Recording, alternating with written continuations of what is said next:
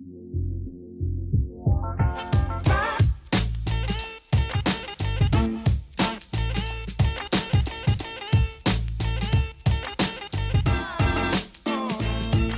what's going on, everybody? It's Alex with Green Tree Media with another Quick Fix Monday.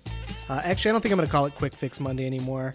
I think I'll come up with a better title. I don't really like that, so I'll come up with something, but I definitely still wanted to bring some value to help you run a more successful website and really engage your audience and help you kind of move your online presence forward. Today, we're going to talk about how to boost your content engagement using a few simple formatting tricks.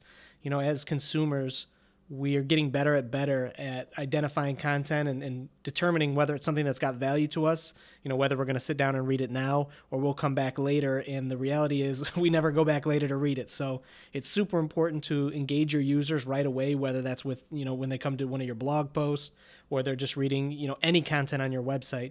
It's important that it's engaging, it grabs their attention, and it makes it easy for them to continue to move down the page, move through your content, maybe move to other pages. And there's a couple, quick tricks that you can do or some formatting changes you can do that are going to really increase your chances of engaging with your users. So we'll go through a couple things here that'll hopefully, make a difference on your website. So what I want to show you first is something I come across a lot when I do audits of client websites, and that's just a block of text, a big wall of text.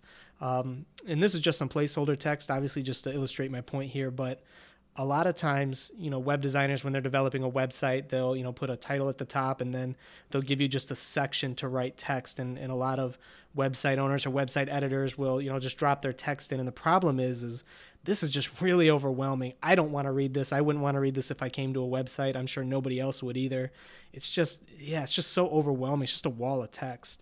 So the first tip is going to be shorten your column width and use short, punchy paragraphs. So this is the exact same block of text from up here. All I did was I shrank the column width to about 600 pixels, 700 pixels, somewhere right in there is usually the sweet spot. And I broke up that wall of text into paragraphs of about 2 to 3 sentences, give or take. I think this one might have 4 sentences here, but these short, punchy paragraphs just make it easier for people to consume your content, and they don't feel overwhelmed. They're just reading, just a couple sentences at a time. It's much easier to move through this, and it's a lot less overwhelming, I guess is a good way to put it. So that's a great way to kind of break up big things of content or big blocks of content. Second trick is to use subheadings.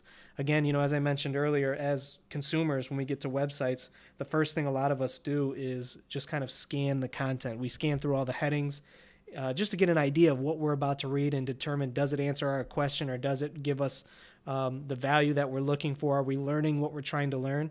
And then we'll go back. Once we've decided if it's worth it, we'll go back and read the whole thing. So using subheadings is a great way to kind of tell people just at a top level view, what you're going to cover in your content, and give people an idea of what they're going to encounter. So it's just a great way to, better engage them and give them an idea of what they're getting into.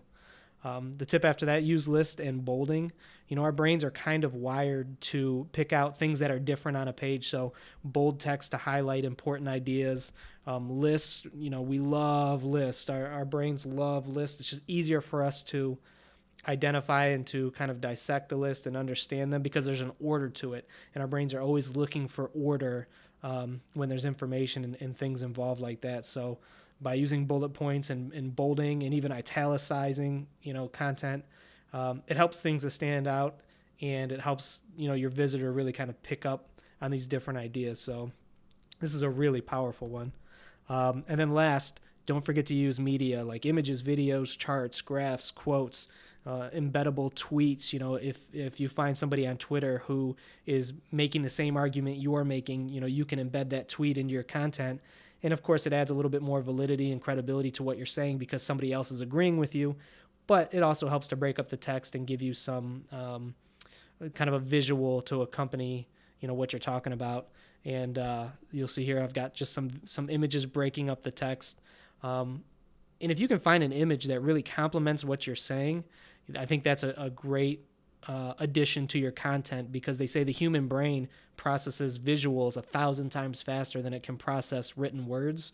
or text that you read. So any visuals that really kind of reinforce what you're saying is definitely a great thing to add in. Good rule of thumb is about every 300 or 400 words or so to add in an image if you can find one. And again, that can be an image, a video, a graph, a chart, like a call out box. Magazines are great at this, how usually you're reading an article and maybe off to the side or in between paragraphs, you'll see a certain quote from the article. That's just another great visual to kind of help break things up and still get across some of the main points from the article. So what I want to do here real quick is show you a real life example of these in action. And you've probably seen this 100 times before, 1,000 times before, and maybe didn't kind of realize, what was happening with the formatting. So this example is a recipe from the Whole30 blog.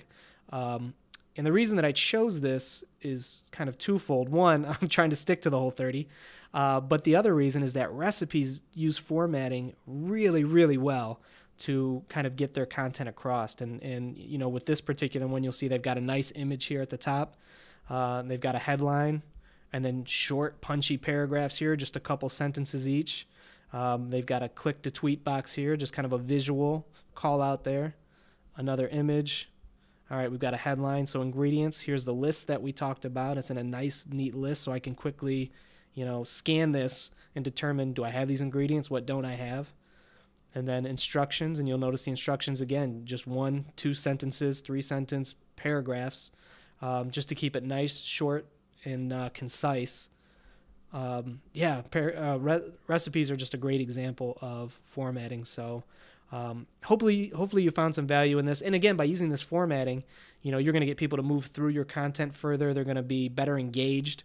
And then hopefully when they get to the end, that's when they can encounter things you might have on your website, like an email opt-in box or, whatever it might be, whatever the next step is, or maybe you're trying to get them to move deeper through a funnel that you've created, whatever it might be. But if they're not engaging with your content, then, you don't have any chance really of getting them to take that next step. So hopefully you found some value in this. Hopefully this is something that will add a little bit more value to your website.